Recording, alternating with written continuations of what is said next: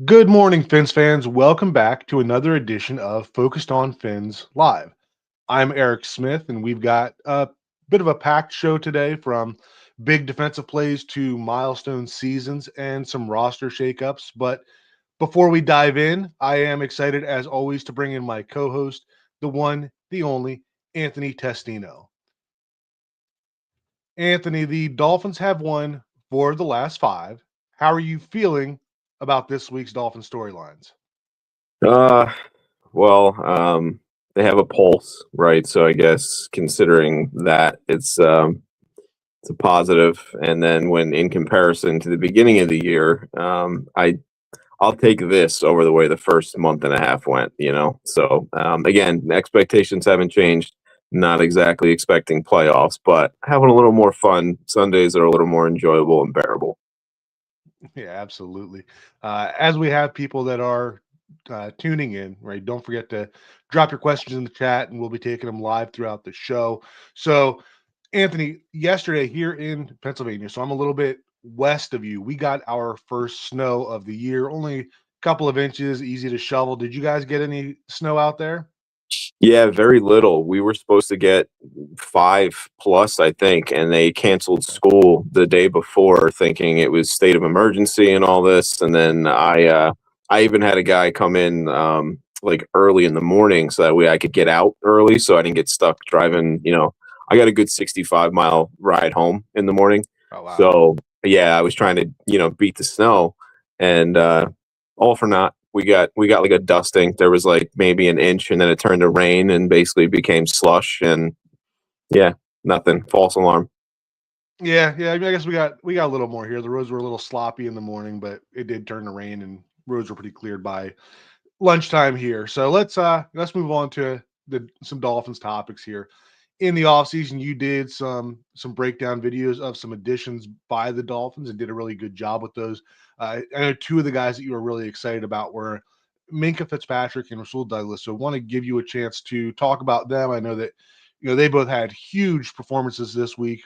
So Minkah, the strip sack of Tyler Shuck that he had was Minkah's first career sack, which is kind of crazy. He said that he had one previous sack, but that was called back for an unnecessary roughness.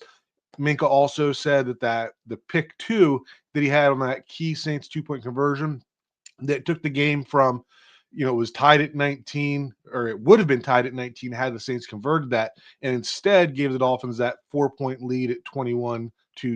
That was the first of those for his career. And then Rasul Douglas obviously had his big interception as well, was not able to convert that into a touchdown. And there was a little bit of news there that Rasul Douglas told Isaiah Smalls that he's going to get fined $2,000 by the defensive back room for not being able to close that one out. So just wanted to get your thoughts on specifically those two defensive backs this week. Yeah. I mean, I think it's kind of clear how I feel about Minkah. Quietly, just one of my favorite players. Was ecstatic when we drafted him. Was really sad to see him go. As a fan, I think we do a good job of being unbiased and looking at it from a coach's perspective. But deep down, the reason why we do this is we're fans, right? So that's always there. And I mean, I'm 37. I'm not a kid. I don't look up to these guys as if they're superheroes anymore or anything. But you have your favorite players. Like, there's just no doubt about it. Like, we're grown men, but we're always going to have that little kid inside. So for me, Minkah's, one of those guys. So when he came back, and Greer found a way to get him back, I was stunned because I didn't think that was even possible. But I think, he's been fantastic. I kind of touched on this in the video breakdown, and I think is going to drop tonight. And in the beginning, right, he didn't want to talk to the media, right? We're all kind of sitting there in limbo. Like, does he even want to be here? Is he about to get traded elsewhere? Are they working on a buyout? I mean, when nobody's saying anything, you kind of wonder, what's going on. And then to see him now kind of the way he is with the media, laughing, it looks like he's really actually enjoying himself.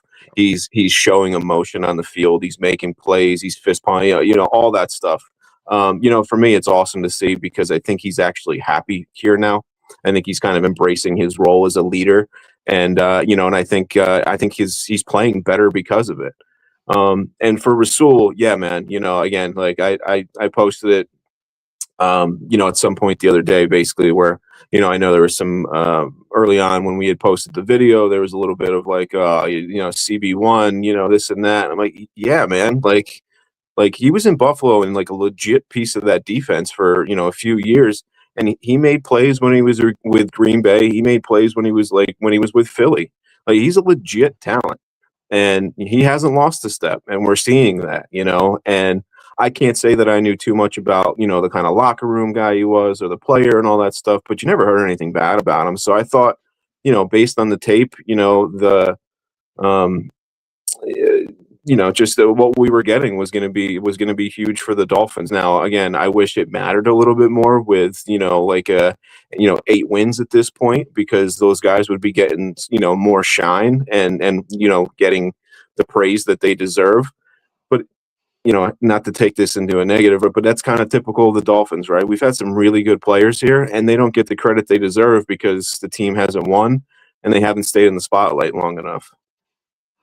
Yeah, I think that a lot of times with stuff like that, it ends up being the year after that when the players really get the recognition they deserve. And I can see that being the same idea for, both Minkah and Rasul if they both return to Miami. I mean, Minkah is still under contract, but I know that you are hoping that they bring Rasul back for another season.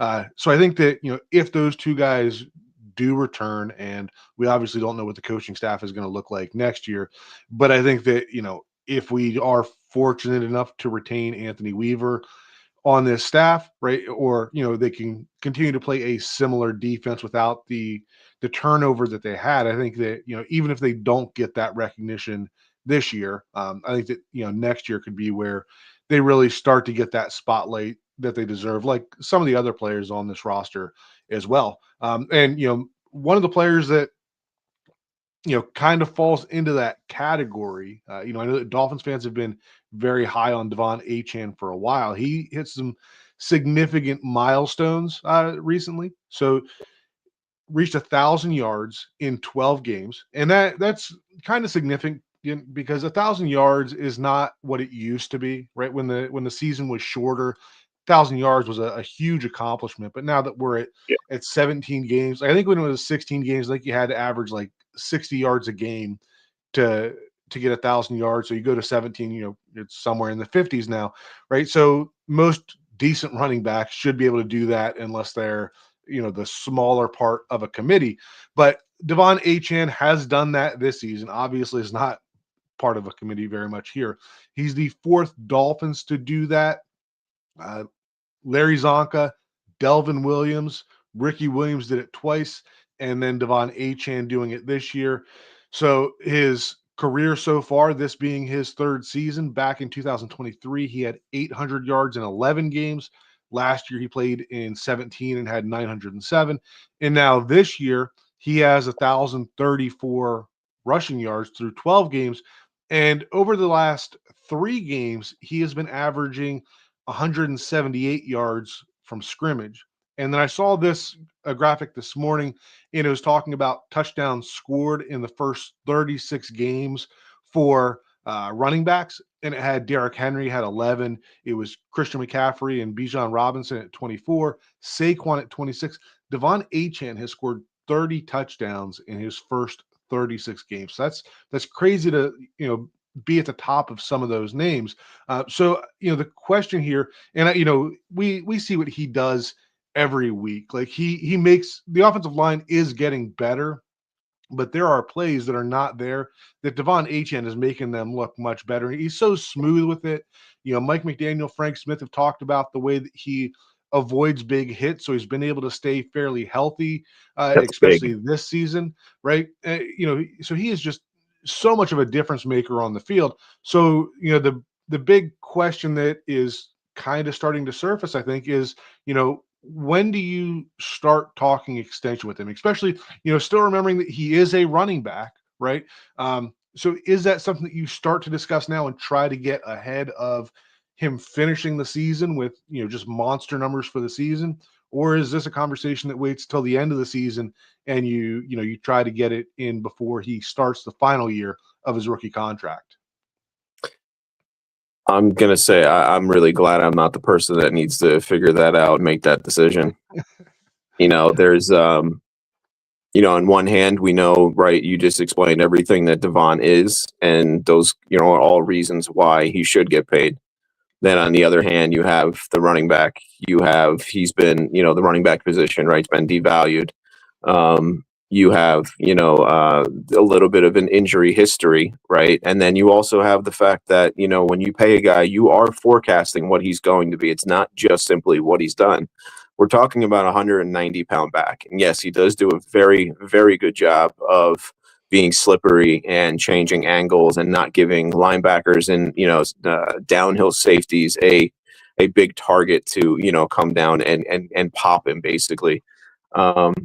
Because I've been clear about that too, is that I wonder about how long, he can stay healthy for. Just, it's not, 190-pound back is not usually somebody that you want, with 300 plus touches. And I'm talking about carries, right? I mean, if you can get him out on the edge and, get the swings and all that stuff, and that's part of it, then, you can kind of get away, right, with some touches that, aren't necessarily going to be in a position to take big hits. But again, 190 pounds, you do have to be aware, and you do have to really think about that. Again, I personally don't know if I would or not, or when I would do it. I wouldn't be in a rush to do it. I'll say that. Only because, especially, recently Miami's been bitten bad by bad contracts and doing things too early. He's a guy that I definitely don't want to get rid of. I'm glad that they didn't trade him and, just give him up to the highest bidder. But again, we don't even have a GM in place. So how do we know, how that person values the running back position or a roster build and where they want to start and where they want to spend their money and assets. And, there's a lot of uncertainty, and I think realistically, we need to be patient. If we don't know and we're not, we don't have conviction about something, then there's no rush in doing it.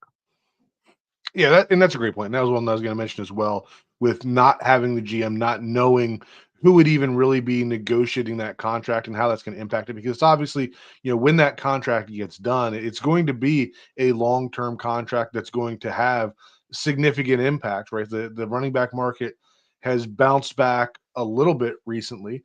So it's not going to be a cheap contract by any means. And I do think that, if it does get done early, then I think that could be a bit of an indicator of what they are looking to do in the front office, specifically with Mike McDaniel. Like, I got to imagine that Mike McDaniel is, knocking on Stephen Ross's door, like, hey, I'm going to keep feeding this guy. We got to get him locked up. So if that does end up happening, then I think that could be a very good indication that they've already decided that Mike McDaniel is returning for next year. Where if it starts to drag out more, maybe they haven't made any kind of final decisions yet.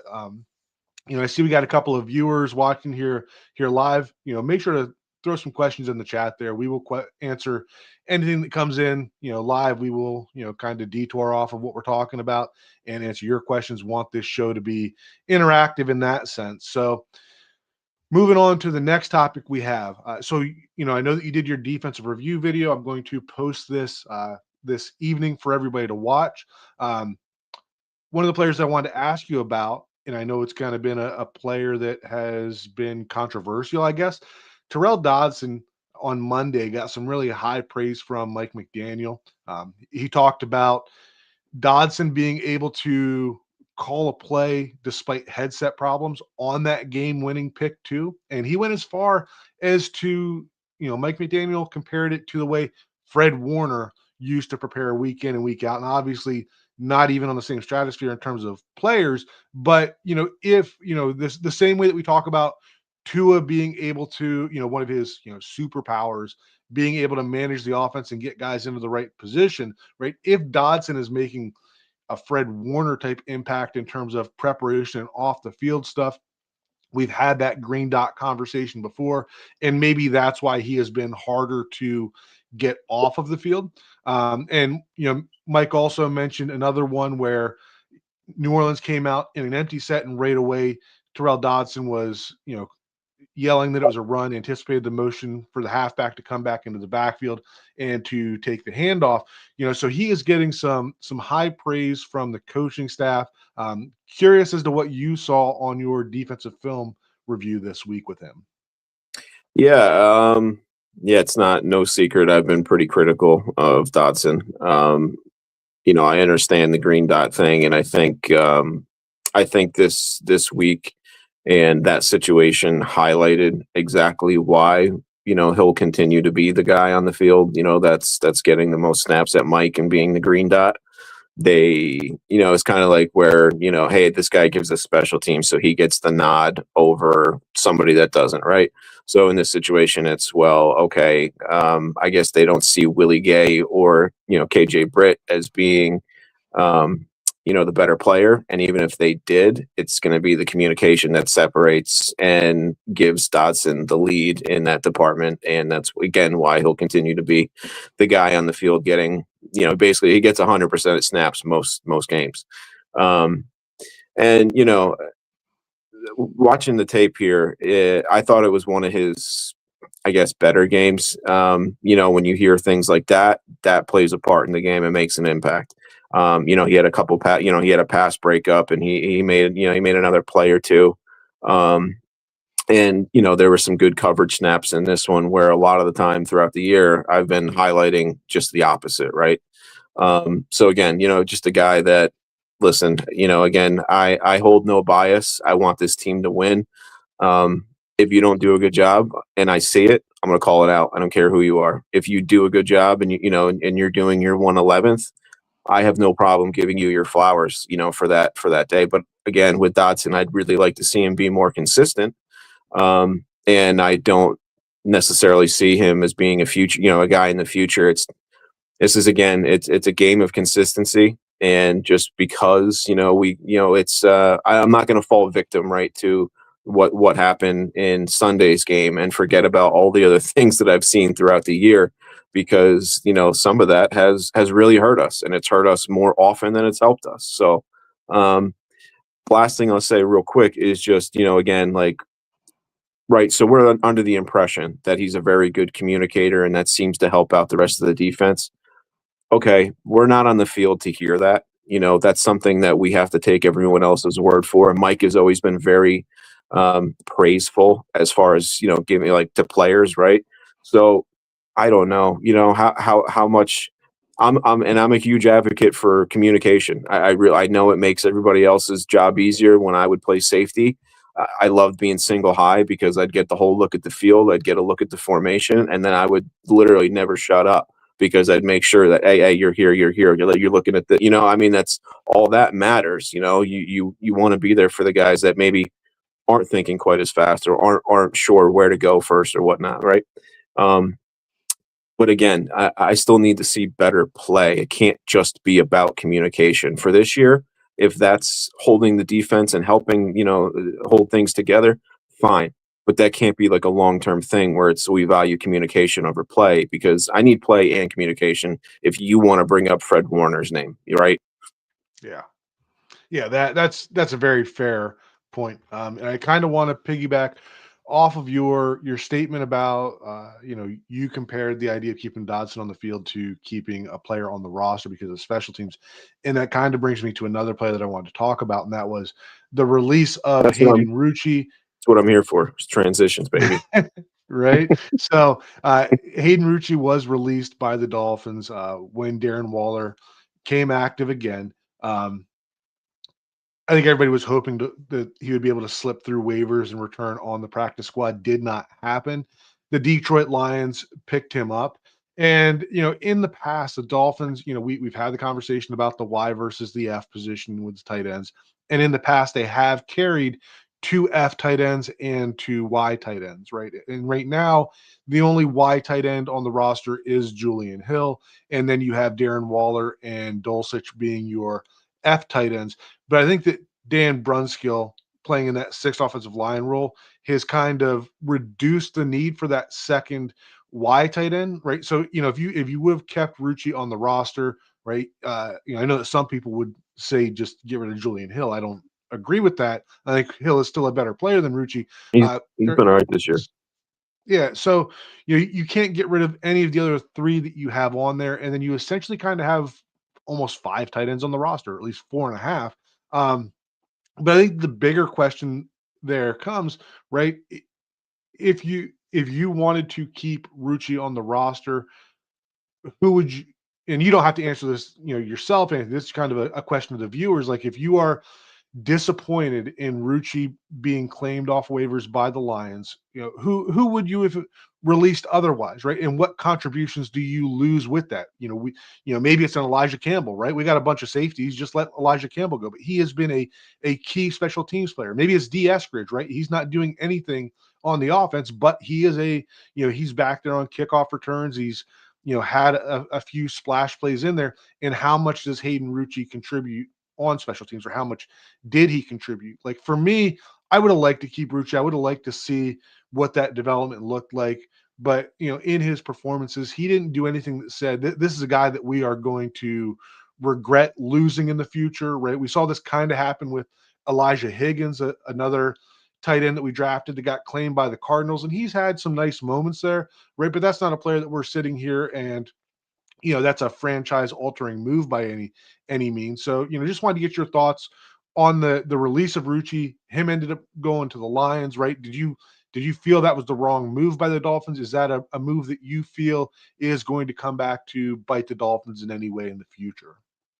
No, but no, I agree wholeheartedly with what you said. I mean, while you were kind of getting and arriving to that point of, what other decision would you have made? I was doing that in my own head too, where I'm, going position by position and going, well, it's easy to get rid of running backs, but we only carry three. Offensive line. I mean, yeah, we're getting guys back, but are you really comfortable just getting rid of guys, knowing the history we have? No, you don't get rid of Julian Hill. I'm sorry, but he's actually had a pretty, fairly solid year. Like, he's bounced back, Mhm. and I was ready to, be gone with him last year, and probably would have realistically, because again, I would have went after a higher, price to tight ends. I would have gotten a real one. Let's put it that way. But bottom line is that no, you don't choose Hayden Rucci over Julian Hill. Defensive line wise, everybody kind of plays there, right? For the most part, Yeah. linebackers. I like our group, and I don't, I think if somebody gets hurt, we have the guys behind them that we really won't skip a beat. Secondary, I thought about Ethan Bonner, but again, that's been, you want to talk about the injuries. They've really gotten it. Like, usually it's the offensive line, and we had a couple. The secondary has been brutal this year. And then safety wise, like you said, Elijah Campbell's the last guy, on the totem pole, and he's great in special teams. So where do you go? And then I think the easiest way to sum it up to anybody that wants to combat that idea is, what do you think he's going to do behind Sam Laporta? Do you think he's going to go catch 80 balls, or do you think that's what he was going to do in Miami? Because I promise you he wasn't. Like, he's a solid little blocker. He did some things in training camp. And hats off to him. He stepped up. He played pretty well in his limited snaps that he got. But that's what it is. That's all it is. It's nothing more than that. And that's not to take away from Hayden Rucci. He's living his dream as an NFL player, man. And he got claimed, and now he gets a fresh start somewhere else. Maybe he gets more of an opportunity to be a tight end too, and be like a Lee Smith was, right? Who was like in the NFL for Yeah. like 18 years. Bills. Yep. Mercedes Lewis, right? Those guys, like, if he can carve Yeah. that out, great. But, those guys also too aren't typically on the same team. So, like, listen, if you ever want Hayden Rucci back, I promise there will probably be an opportunity sooner than later to do so. Very fair point there. And you had, well, and that was a great point with Ethan Bonner, because that's another name that, probably would have come up, but, similar to Elijah Campbell, like, he is one of the gunners on the punt teams, right? And if you let him go, you got to find somebody else to do that. And I'm not sure who else on the roster is going to do that at a high level. And also, like you mentioned, the injuries in the secondary. You had mentioned the offensive line there. Definitely don't think it can happen there, because they only have 3 reserves on the 53 right now. Because we did see Keon Smith released when Austin Jackson was reactivated, and Keon Smith was able to be brought back onto the practice squad. Braden Daniels was the player that they released from the practice squad, and that's one that I got to kind of take an L on there, because I thought that Braden Daniels had a great preseason. I felt he should have been on the active roster from the beginning, and when they had those struggles at the right guard position, like, I was advocating for Braden Daniels to get an opportunity there. Clearly, the team does not see it that way, because he's down below Keon Smith in terms of priorities with them letting him go. So wanted to give you a chance to comment on that if you have anything, and also back to the tight end side of it, the Dolphins did work out Marshall Lang and Cole Turner as kind of a corresponding move to Hayden Rucci getting claimed. If there's anything you want to say on those two, right, you can take your chance for that now. Yeah, just very quickly, Keon Smith. I'm glad he's back, but there's a solid group of Dolphins, right, that have just feel like they've been here forever and they've haven't gotten out of the batter's box, right. I personally think moving to Keon Smith to guard was a mistake. I think he's a better tackle. Obviously, and I would probably even defer to you if you had a different opinion. I trust you more when it comes to offensive line. It's as simple as that. But I don't. I think the guard experiment has failed. I think it's been really bad what he's put on tape there.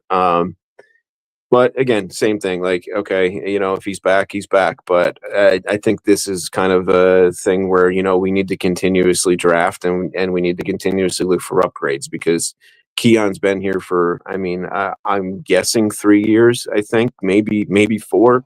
I don't know, but it feels like forever. It's kind of in the same Ethan Bonner thing, right? Where it's like, what are we doing? Well, can we maybe, continue to recycle something else there? Unless Ethan Bonner wants to become a fantastic special teams guy and that's where he's going to be, great. I'm okay with that. We need those guys. But Keon Smith, if he's just going to be a reserve and then not play well and never find a home, time to look elsewhere. But for now and for the season, I'm okay with it. And as far as the other tight ends, not very familiar with either of them. I do Cole Turner, very little bit. But it's one of those things where it's like, I know I've seen him. I know I've heard the name. Where, though? And do I have any information or intel? None. Yeah. So Keon Smith for me, I think this is year 4. I feel like there was, his first season. I think the second season there was where he got a little bit of action at tackle. We saw him play against the Commanders back in 2023 and looked pretty good. And then last year he was out with injury. So I think this is year 4. And I was supportive of the idea of playing him at guard, but a big part of that was because of how well he had played at tackle. Like, it felt like they were trying to find a way to get him on the field, right? Because in years previous, it was Teron Armstead and Austin Jackson as your tackles, right? He's not going to go ahead of either of them, and then now you have Patrick Paul and Austin Jackson, right? So if you want to find a way to get him on the field, it was more than just a reserve role. Guard was going to be where that was at, and that obviously did not go well. So it'll be interesting to see what they do with him. Is he being shifted back to tackle, right? Are they going back to developing him as that backup swing tackle? And is that really even necessary now? Like, you have Larry Borum in there who did, an admirable job in Austin Jackson's replacement, but and then you have Kendall Lamb there also. I feel like when we were talking about last year, I felt like Keon Smith would have been the replacement for Kendall Lamb as that swing tackle type player, but they have Larry Borum now. So is Keon Smith even somebody you want to keep continuing with? And that's, kind of more of an off-season discussion, but we did get – go ahead. I just had a question for you, actually. As far as Borum and how long he's played and how many snaps he's played at right tackle, if something were to happen at left, let's say hypothetically Keon had stayed at tackle, could you see that making sense where it's Keon at left, Borum at right? Or do you think that in a situation tomorrow, if Patrick Paul gets hurt, and I do think it might be Lamb in that situation, but do you think Borum can slide left and is the first guy off, or how do you see that? Do you think next year it could be Borum and Keon?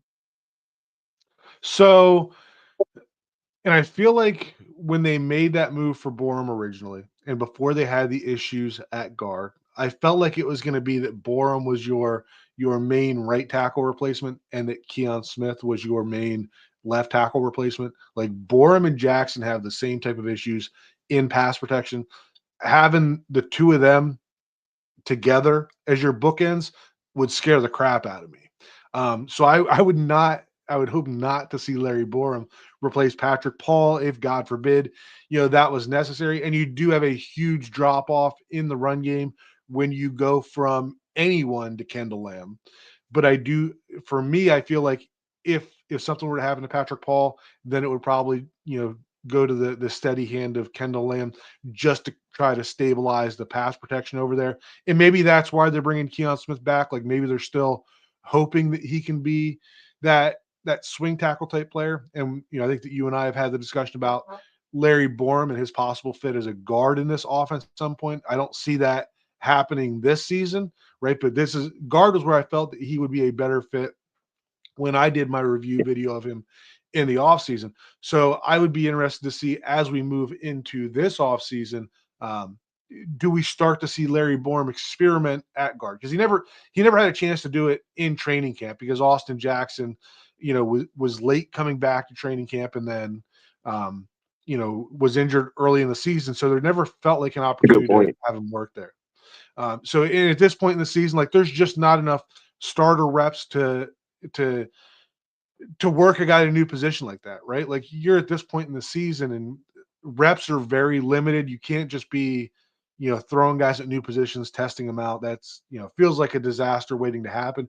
But it does interest me to see whether this offseason, because especially with retaining Keon Smith on the practice squad, is that now, do you keep Keon Smith as your swing tackle type player, your left tackle specific, and Larry Borum becomes your right tackle and also a guard option? So that's definitely something to keep an eye on as we move into the offseason. But Austin Jackson returning this week, huge boost to the running game, in my opinion. And, Aaron Brewer talked about on Monday, talked about Austin Jackson's energy, influence, and strength in the run game. We've talked about in the past that going into next year, both of us, I think, are in agreement that it would be tough to run it back with Austin Jackson, given the injury issues that we've, seen over the years with him. But man, it's fun seeing him back in the lineup, seeing the stuff that they can do, right? In my offensive line review video this week, I talked about some of the different run concepts that were opened up, right? Like you have your play sheet, right? And there are certain plays on that play sheet that either don't exist or are grayed out when you have Larry Borum in the lineup at right tackle, right? And now you get Austin Jackson, and that expands, right? And it opens up doors, especially in the run game that you didn't have before. Have to continue to cover him up in pass pro. But I felt that Austin Jackson returning to the lineup, really, really evened out what they were able to do left and right more than what they had before. Did you have any thoughts on the return of Austin Jackson there? No, I mean, we kind of discussed it right when there was word that they were opening up his 21-day window. This is a team that's kind of finally figured out that they need to lean very heavily on the run, and they need to play good defense. And it's crazy, but I thought that this would be it's ironic and it's a little depressing actually that Tua is playing this bad, in my opinion. Now, it can't even really be argued. He's just not playing good football right now. But I thought that this was the kind of offense, that would give Tua his best opportunity to win. Right, is a good run game, maybe a little bit better weaponry. Again, doesn't need to be crazy, but getting Austin Jackson back when you need to be a predominantly run-heavy team is a nice boost. But again, following you and knowing Austin's history, and then also kind of how Larry has looked this year, like it's no surprise. Hopefully, things continue to get better, and hopefully, this unit can stay healthy and now build some rapport and gel with each other. So I don't want to spoil your defensive video later. Hope everybody that's watching this is also going to tune in and check that out as well. But I wanted to get your thoughts on, outside of, the secondary players and Minkah and Rasul. We talked about Tyrel Dodson a little bit there. Is there anybody else that stood out this week defensively for you? And then in addition to that, right, can you talk a little bit about, our young defensive linemen? I think that's, something that everybody is interested in terms of their development and continued improvement, right? Maybe Zeke Bigger specifically, is kind of the new face in the room there. So defensive standouts from this week, and just a little bit on the Chop Robinsons, the Kenny Grants, Jordan Phillips, Zeke Biggers, all those young guys. Yeah, so I mean, watching those guys is a lot of fun every week. It's a hell of a parting gift from Chris Greer. Again, it doesn't make me change my opinion about him or anything like that, and the fact that he needed to go, but he left us with a pretty good draft class. I mean, these are three guys that I think I wouldn't be surprised if at some point you see Miami in the top three, top five for run defense, and it may stay like that. They all bring something different to the table, which is really cool. Like Jordan Phillips is just stout at the point of attack and has like just this absurd amount of strength. And if he gets his hands on you and his hooks into you, man, I mean, he can get rid of you with one arm, and it's like he's handling some of these guards like they're children. It's crazy. And Kenneth Grant has flashed and has definitely become a more consistent player. Still waiting for some more of those flashes to be consistent and then become a little bit more of an impact player. But I am not worried about him one bit. And then Zeke being the new guy, yeah, he's different and he's exciting in his own right. What I think, I mean, he got a sack. He continues to work. He's tough to block too. I mean, he's got a high motor. I think one of the bigger things that excited me, and I did touch on this in the video, there's a play where, let me back that up for a second. So we've been, we got used to seeing Sealer and Wilkins running the stunts and being the combo guys, right, and working off of each other and basically being like the Bash Brothers, right, like going back to Mighty Duck style, right? So this year they've struggled to have that. And they started to use more of the linebackers. They started to bring Jalen Phillips inside, right, to get more athletic, and maybe they can do those things. Wasn't necessarily having the same impact. They tried to do a little bit with Kenneth Grant. I've seen a little, like very little with Jordan Phillips. They're just not those kinds of players. And I don't know if Zeke Biggers is or not, but they did do it once. And it was on a play where the Saints were backed up like inside their own 10. And I don't know if it was second down in like 9 or third and like 13, but it was one of the longer distance ones. And the way he came off the ball, and again, like this is because, we're still getting used to Zeke, right? Like we're not as comfortable watching and like, if he's going to do things, we're still kind of like, whoa, that's surprising, right? Like we're still kind of seeing, we kind of know what Kenneth Grant and Jordan Phillips are. But the way he came off the ball, I thought was like eyebrow raising. And then they ran the stunt with him, and I said, "Ooh, that might be the guy that Sealer's been waiting for." Where if we run this back next year, right? You brought up maybe Anthony Weaver sticks around for another year. Zach just signed, and Zeke's not going anywhere. I'm very curious to watch and see if they try some more of that kind of stuff and see if Zeke is maybe the kind of guy that can do, what Wilkins did. Not to the same level. He's not the same kind of player, not what I'm saying, but run the games from an like NBA, from an athletic perspective, right? He's like 6'5", 320, and he's got 35-inch arms. Like, like he moves a little better than I probably gave him credit for. So yeah, it was exciting to see. And then, I'll just give, as far as standout performances, I'll just give Bradley Chubb his flowers. And I did this in the breakdown as well, where, you know what, he heard a lot of crap, including from myself, that, okay, Chubb's kind of over the hill a little bit. Maybe we trade him in the offseason, right? Didn't happen. Decided to take the pay cut. We said, thank you. Appreciate it that you are able to look in the mirror and kind of know, like, I should probably do this, right? It's probably fair. And then we get down closer to the trade deadline. And where did everybody want to go? Well, we want to get rid of Bradley Chubb's contract. We all prefer to keep Jalen Phillips. Hopefully, maybe, we can sign him long term, but as long as it comes at like a hometown cheap injury discount sort of deal, right? Well, he took all that, man, and I swear he's been a different player after the trade deadline.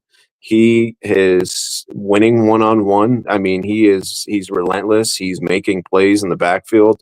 He is, in those split zones, split flow. I mean, he's doing a hell of a lot better job than he was early of actually sticking his nose and his shoulder in there and condensing those holes that they're trying to open up, where early on it was almost like, I mean, it looks like business decisions almost, Right. So, and, his sack that he had in the game, he bull rushed the tackle.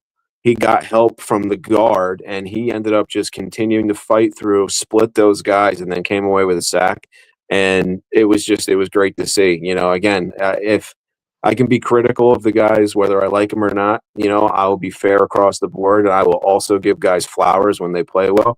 I think Bradley Chubb really deserves his flowers. And I know you and I have also discussed that, he's really become a leader too. He's become one of the faces for, getting a pulse of the team and what's going on. And I try not to hold we lied to you guys last year about the good culture and the effort there against him. But, he's been a good pro. He's been a good teammate, is always kind of bringing positivity to, the press conferences and that kind of thing. So, if we can go back in time, I'm probably not pulling the trigger on that trade, for him with Denver, but can't really do that. It's not the way things work. He's for what it is though. He's Bradley Chubb's a good dude. I'm not upset that we have him. Yeah, and I like that you bring up the fact that you and I both, I feel like, do a good job of, like you said, we're gonna have favorites, right? We're gonna have guys that we like more than others. We're gonna have, maybe our opinion is skewed on some of them, but I think we do a good job here between the two of us of, calling out guys when they need it, and also giving praise to others when they deserve it. Without being biased too much. I think that's one of the things that really comes in with the two of us, the way that we do our film study, watching every play, right, and not just forming opinions based on what we saw on Sunday afternoons. Talking about Zeke Biggers there, and you can, tell me if I'm wrong here in the way that I've been seeing things with him. But it kind of surprised me that it feels like to me that Zeke is being used more on passing downs than he is on running downs. And maybe that is kind of true with the way that you were talking about, him and Sealer working those stunts and stuff like that. I know that when he came out, I saw him more as like a 4 to 5 technique, early rundown type player. And that was kind of the niche that I thought that he would carve out, as well as being on the kick block teams. To me, like I said, maybe I'm just seeing this wrong because I don't watch the defensive film nearly as closely as you do. But it feels like I see Zeke out there more often in those clear passing situations when they go to more of a four down look. When you're watching these defensive film reviews, do you see that with Zeke, or am I just watching the No, I Zeke agree. too much? No, no, I agree. I'd have to tally them up and really give you a definitive answer. But I tend to agree. I think when you just look at it, right, like, again, we kind of know what Jordan Phillips is and what he's been to this point, at least for now, right? I'm not saying we know what their future is and what they'll develop into, but we know like who they are right now, what they're giving us. Same thing goes for Kenneth Grant. And I think it's pretty fair to say that Zeke probably gives you the best pass rush out of the three right now. That's not to say that won't change going forward as guys develop and get more time and all that stuff. But I think that's fair to say. And, I think Shuck threw it, 38 times, I believe, with 26 for 38. So 38 dropbacks at least, with a couple sacks thrown in there, right? Kenneth Grant was second behind Sealer with 44 snaps, and Zeke was third with 43, which was interesting. Jordan Phillips actually took the back seat and got the fourth most snaps as far as the tackles go, which I found interesting. And, because I haven't really seen anything that would say like, that guy needs to be, have his snaps cut or whatnot. But, yeah, again, I mean, it's probably something I could go and tally up and really hone in on how they're using guys and situationally. But there's no doubt about it that that they're using Jordan Phillips more on the early downs as well as Kenneth Grant, and that Zeke probably gives you the most, in the pass rush department. So makes total sense. Yeah, and that'd be huge. Like, when you talk about that defensive tackle rotation, it's nice to kind of find where they fit in, right? Because if you can, even if completely fresh, if Kenneth Grant is a better pass rusher than Zeke Biggers, which he probably is, he's got a lot more physical talent than what Zeke does in terms of explosive, like quickness. But if he's been out there for the first 3-4 downs of a drive and you get into a passing scenario and you can bring Zeke in off the bench and have him be fresh like that, it's nice to find guys that can fit into those type of roles. Another player that I wanted to ask you about, and I don't think you really touched on him before, was Chop Robinson. He had some injuries earlier in the year. Feels like recently he's got, especially after the Jalen Phillips trade, that he's gotten a little more criticism in the lack of impact that he's had on the game. I know that Mike McDaniel had mentioned that the more snaps that Chop Robinson plays, the more that he's going to feel it, or you're going to feel him. We're talking about a first round pick from 2024, and he's been fairly quiet, right? I think that when he does make the most noise, it's going to be when his sack numbers balloon, if they do. But you've watched the defensive film, you watch every play this season. Where are you at on Chop Robinson? Is he quietly making the impact that we don't see? Because we do see that with some players where just because they don't have the sacks or the quarterback hits, that everybody's like, hey, they're not playing well. And that's not always the result on tape. So I'm curious what your thoughts are of the tape on Chop Robinson.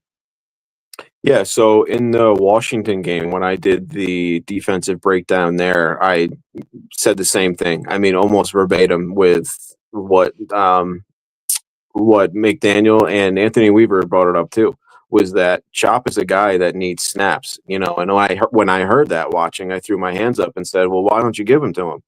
Like I like Bradley Chubb, don't get me wrong, but this is a first round pick, somebody that you want to be here for the next 8-10 years, right? And Bradley Chubb's a guy that seems like everybody's trying to figure out when his last day is going to be, so I get it. I know you can't just sit Bradley Chubb and put that money on the bench, but you have to find a way to get Chop Robinson more than 33% of the snaps or 27% of the snaps. Like, if you want this guy to develop and become a full-time player, if you think he's capable of that, he needs to play. And if that comes at the expense of a guy like Bradley Chubb, or even 5 snaps from him and 5 snaps from Jalen Phillips, well, that's 10 snaps there. Like, I think I can live with the results of those 10 snaps, taking 5 away from each and making sure that Chop goes from 24 to 34. And it's a big jump. When you look at, I mean, it's 170 snaps if you do that throughout the course of the year, right? So it all adds up. So I agree wholeheartedly with them. And again, in the Washington game, when I broke it down, I was focusing more so on the almost safety with Mariota that I thought should have been a safety. And I told everybody he was starting to heat up. I mean, he gets a lot of the same crap that Jalen Phillips got. But again, without the snaps and kind of getting into the groove of things and all that, like, it's difficult to do, to just walk right off the bus and just be like, go get that guy. And he can, to a point, but I guarantee you the results will be better if you give him more snaps and they'll be more consistent. Again, the whole thing is we want him to develop into this, a full-time player. He can walk off the bus and athletically pretty much beat most tackles in football. Um, at least, a couple times a game, and it just depends on if he's going to get home or not. But yeah, I mean, I said it in the Washington game, he was starting to heat up, and I think that's true. It was, then they went to bye, obviously. So you're kind of hoping, like, okay, a break like that, does that hurt him? Does that help him? What does it do? But we're going to find out over the course of the next month, But again, somebody that I'm really excited for. He made some plays, had some hurries, and I will say one play I highlighted too was, just Foster Moreau had him locked up one-on-one. They trusted Foster there. So I think that's interesting that it gives you maybe an opinion, I don't know, good or bad, or an oversight by the coaching staff, all depending on how you want to look at it. But they trusted Foster to go out and block him one-on-one. And Chop drove, I would have liked to have seen Chop in that situation maybe disengage a little quicker. But at the same time, if you watch the rep, he worked Foster pretty much into the, back into the lap of Shuck. And that's where Zeke and he split a sack, right? So definitely more good, I think, going forward. But if we really want to reach that ceiling that we all want Chop to get to, from here forward, he needs to be the guy and he needs to be on the field. Absolutely. And hopefully we can see that guy, come out this Sunday against the Jets. I know that's close to you. Do you have any intentions of trying to get to that game this weekend, Anthony? No, we started doing Jets games with the kids, but it sometimes it gets tough. And honestly, I hate going to the Jets stadium, MetLife. Not the most fun environment. Even though, don't get me wrong, it's fun to beat up on the Jets and watch them just walk back with their heads down because I've been there a million times. I think it took me to my seventh or eighth Dolphins game before I got a win live. I was 0 for 6, 0 for 7 before that, and most games were the Jets. So, but when we started going with the kids and they got old enough, we won 2 straight. So that part was pretty cool. I considered it, but I like to go when they're a little bit more consistent, and it's like almost a guarantee that we're going to win, and it's a good time, and we're going to score points, because I don't want to go there and watch the offense struggle and win 13-9. Like, right. I can do that. I can appreciate a defensive battle, but if it's just crappy offense, and the kids aren't going to necessarily be enjoying field goals, we can watch that from home. Yeah, and thankfully, I've been to a few out there at MetLife, and they have all been blowout wins for the Dolphins. So definitely have had good experiences there. But I feel your pain We'll in have the to go sense on the that same date then. absolutely. I have felt that your pain going to Buffalo. I've probably been up there 5 or 6 times, and the Dolphins have not been close up there that I've been there. So, uh, you know, I feel your pain with that. So, that's going to wrap it up this week for Focused on Fins Live. You can find Anthony on X at Tino9322. You can find me on X at OL Coach Smith 63. Big thanks to my co-host here, Anthony, for breaking it down with me. Even bigger thanks to all of you who tuned in. We will be back with more Dolphins talk soon. Anthony, his defensive video will be released on my channel tonight, and then we will be doing this again next week. Until then, stay subscribed, stay engaged, and more importantly, stay focused on Fins.